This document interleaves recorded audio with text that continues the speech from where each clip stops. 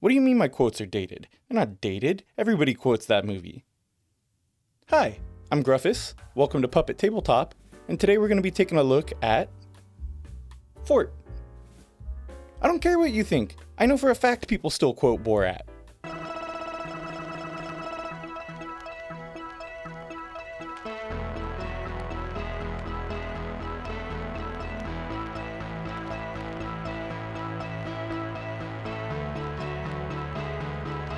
Now, I'm not sure how common it is globally, but growing up in the US, building forts was all the rage as a kid. I remember warm summer nights in the sewers of San Diego. My mom and dad teaching me and my brother Topher how to build fortifications out of scrap, reinforcing our fort out of metal and loose cement in order to keep Larry the sewer crocodile from feasting on us in our sleep. They even taught us how to booby trap our fort in case we got visited by one of those tribes of cannibalistic mole people that dwell in the sewers.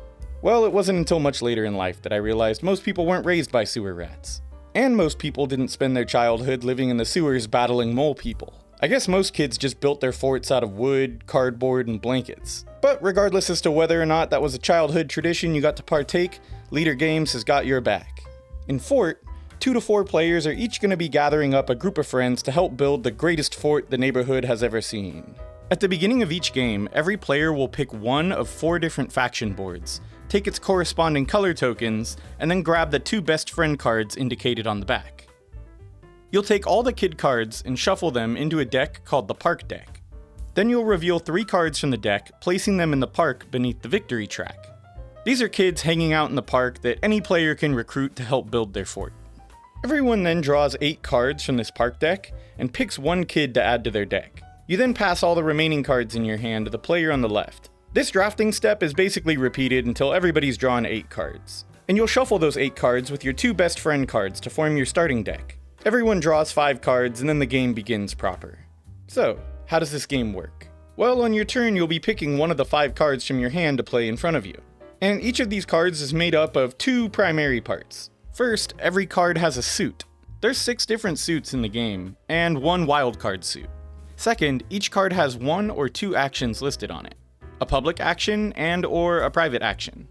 And when you play a card, you can do 1 or both actions listed on it.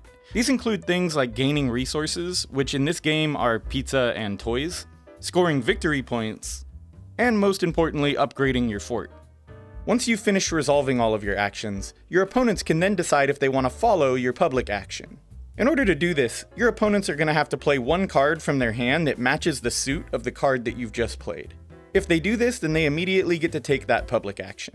And once all the opponents are done following or passing on the public action, you then get to recruit another kid to your deck. You do this by taking one of the cards either from the park deck, or from the yard in front of your opponent, which is something we'll get into in just a moment. Once this is done, any best friends that were in your hand are then placed in the discard pile. These are your ride or die buddies, so they'll never abandon you. Everyone else left in your hand, though, is bummed that you didn't play with them, and they go hang out in your yard instead. And any cards in your yard are available to be recruited by other players on their turn. After that, you draw back up to 5 cards and play passes to the next player. Once it comes back to your turn, any unrecruited cards in your yard are placed back into your discard pile. And that's pretty much the flow of an entire round of Fort. You play a card, opponents potentially follow that card, you recruit a friend, and rinse and repeat. So, now that you've got the basics nailed down, how do you actually win this game? Well, throughout the game, you're going to be gaining victory points, as well as working towards end-game scoring goals. When a player builds their final fort upgrade, or when a player reaches 25 points, the game will end. If all these fundamentals sound really simple to you, you'd be right. It's a really simple game to grasp, but also, let's not forget who the publisher is. This is a Leader Games game.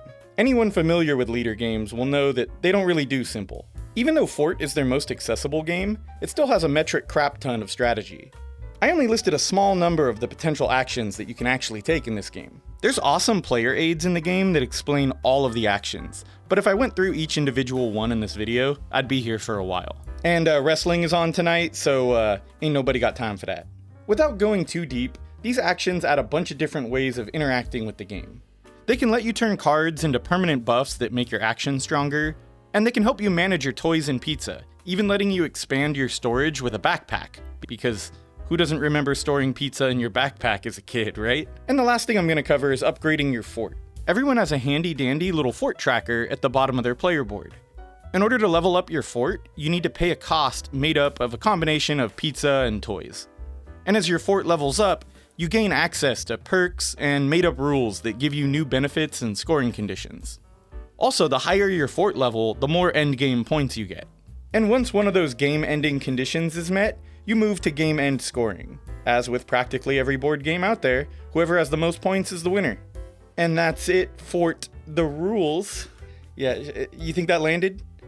Should we leave it in?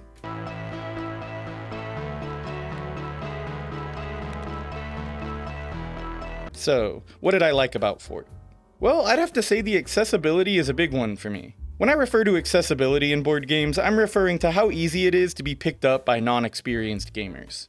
As I stated earlier, Leader Games is the publisher behind Root, Oath, and Arcs. One of the things that all of those games have in common is that they all require multiple playthroughs to get the hang of. Everybody needs to know the rules front and back in those games, and everyone also needs to be able to pay attention to what their opponents are doing, otherwise the game can become a little bit unbalanced. Fort, on the other hand, is probably their only game that doesn't suffer from this.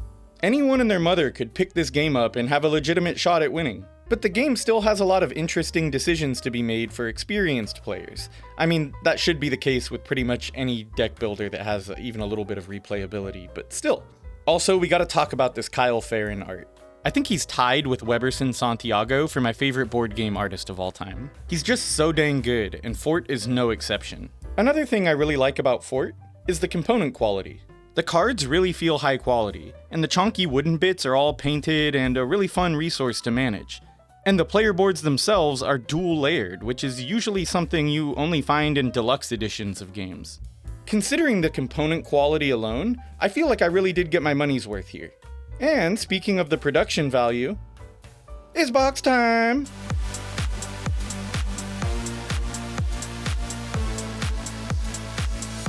The box is pretty solid. It's got divided sections to hold all of the cards and wooden bits. And all of the larger player boards and reference cards fit nice and snug on top. It's nothing to write home about, but it does the job. Overall, it's a decent box.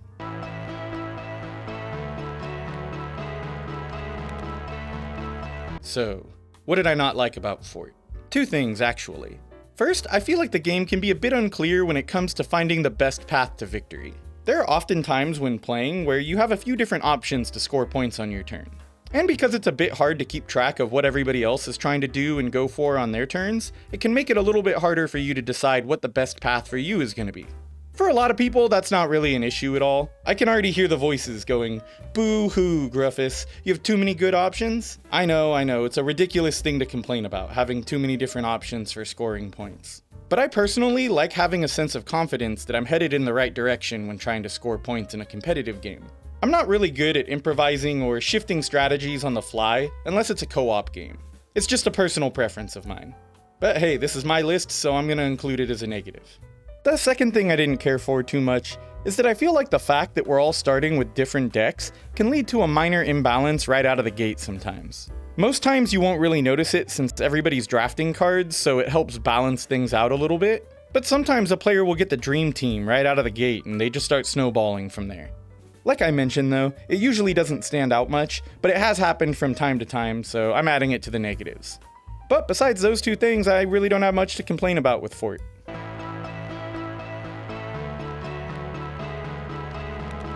And now for the solo review. Please welcome our resident solo reviewer, Mortimer. Hey, Gruffus. So how's the solo mode?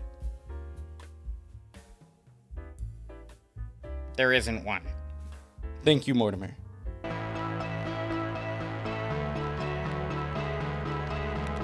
So that's Fort. It's a fun, competitive deck builder with great art, accessible rules, and quality components. I've actually had this game in my collection for years now, and it frequently hits the table still, even to this day.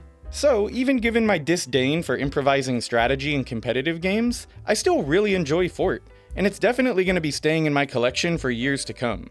Well, that's going to do it for this one. As always, thanks for watching, and remember to shop at your local board game store if you can. Very nice! See, how are you going to tell me that's a dated quote?